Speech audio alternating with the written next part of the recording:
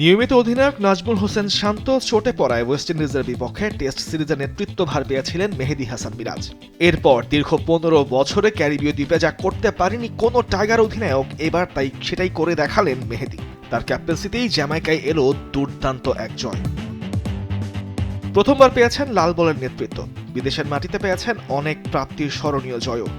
এটা যে তার ক্যারিয়ারের সেরা সাফল্যগুলোর একটি, সেটা আর বলার অপেক্ষা রাখছে না।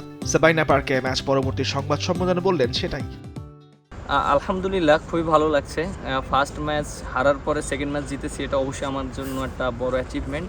আর যেহেতু আমি ফার্স্ট ক্যাপ্টেন্সি করছি, এটা আমার জন্য একটা বড় একটা পাওয়া ওয়েস্ট ইন্ডিজের মাটিতে। চতুর্থ দিনে মাঠে মিরাজের নেতৃত্ব ছিল চোখে পড়ার মতো।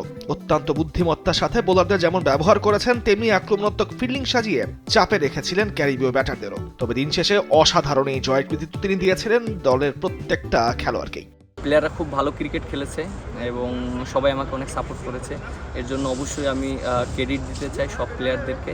আমি যেভাবে সাজেস্ট করেছি সবাই মেনে নিয়েছে, সো এর জন্য আমার কাছে খুব ভালো লাগছে। আর যেহেতু এই কন্ডিশনটা ইজি ছিল না, প্রত্যেকটা প্লেয়ারের জন্য অনেক টাফ ছিল। সবাই মেন্টালি এরকম ছিল যে ম্যাচটা জিততে হবে। সবাই চেয়েছিল মন থেকে ম্যাচটা জেতার জন্য, সো এর জন্যই আমরা ম্যাচটা জিততে পেরেছি। প্রথম ইনিংসের কথা বাদ দিলে এরপর পুরো ম্যাচেই বেশ ইতিবাচক এক বাংলাদেশকেই দেখা গেছে। জয়ের পর পুরস্কার বিতরণী মঞ্চে ক্রিকেটারদের ইতিবাচক মানসিকতার প্রশংসা করতেও ভোলেননি মিরাজ। দেখেন, যখন আমরা সেকেন্ড ইনিংসে ব্যাটিংয়ে গিয়েছিলাম তখন আমরা নিজেদের ভিতর কথা বলতেছিলাম। স্পেশালিস্ট আমি প্লেয়ারদের একটা কথা বলছিলাম যে এই উইকেটে পজিটিভ ছাড়া খেললে অনেক ডিফিকাল্ট, এবং যেহেতু আমরা লিড পাইছি 18 রানের, আমাদের এখানে রান করাটা খুব ইম্পর্টেন্ট। এবং আমরা জানি যে এই উইকেটে যদি আমরা 250+ একটা রান করতে পারি, আমাদের জন্য ম্যাচটা জিতা ইজি হবে।